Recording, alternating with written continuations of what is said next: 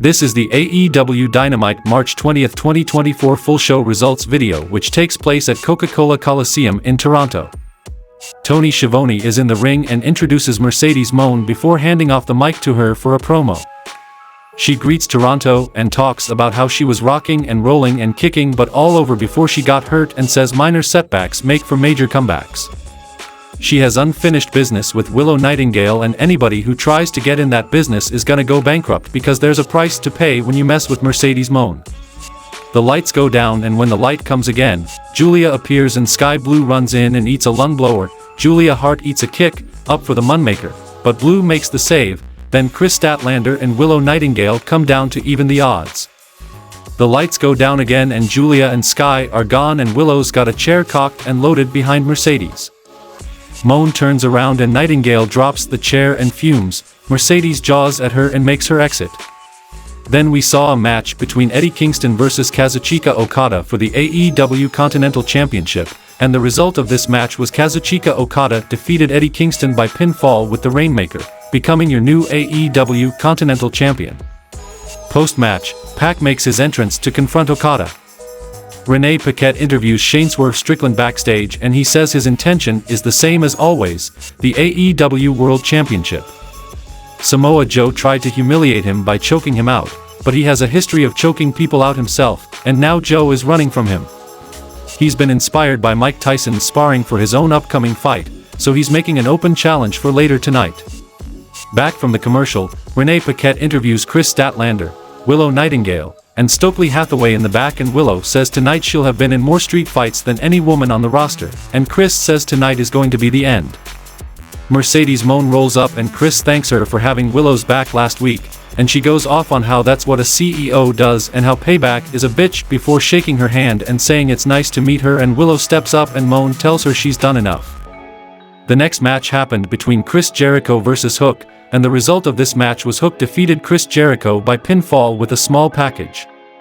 Adam Cole cuts a promo and says last week Wardlow disappointed him by not winning the title from Samoa Joe and he had one damn job and he failed and now neither of them is champion.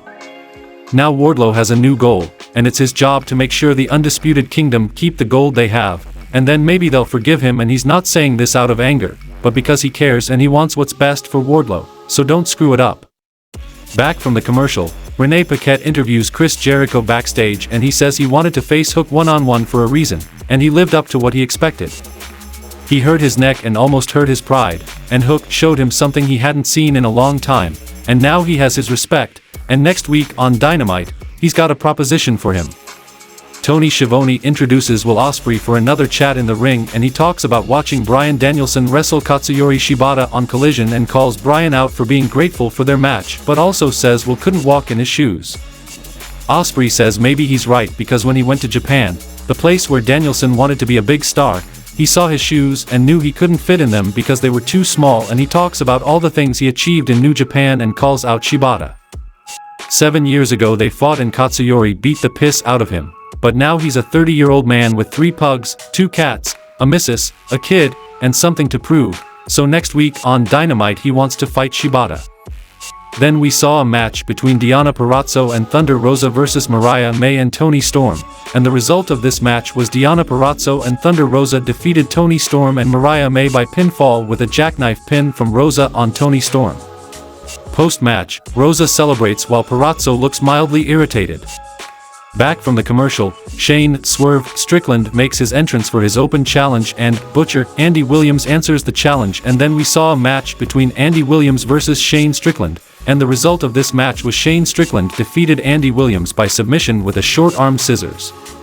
Post-match, Swerve cuts a promo about how after a while he really stopped liking Samoa Joe and now he's really close to hating him. Every day he thinks about wrapping it around his neck and hanging him from the turnbuckles until he stops moving. But every week he's gonna keep sending security after him and he's going to take them out until he gets exactly what he wants. Samoa Joe makes his entrance, mic in hand, and all these people, no matter how sad or mundane their lives are, start to believe that they can become a champion until someone like Joe rolls up and smashes them in the face and takes everything they have and that's when he realized exactly what to do with Swerve, and that's to give him exactly what he wants.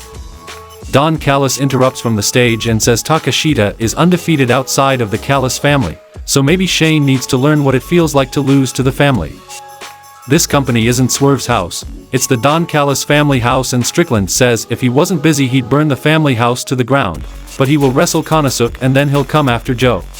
In the main event of the show, we saw an I Quit match between Adam Copeland versus Christian Cage for the AEW TNT Championship, and the result of this match was Adam Copeland defeated Christian Cage when Cage says I quit, becoming your new AEW TNT champion. Copeland celebrates and the show goes off the air.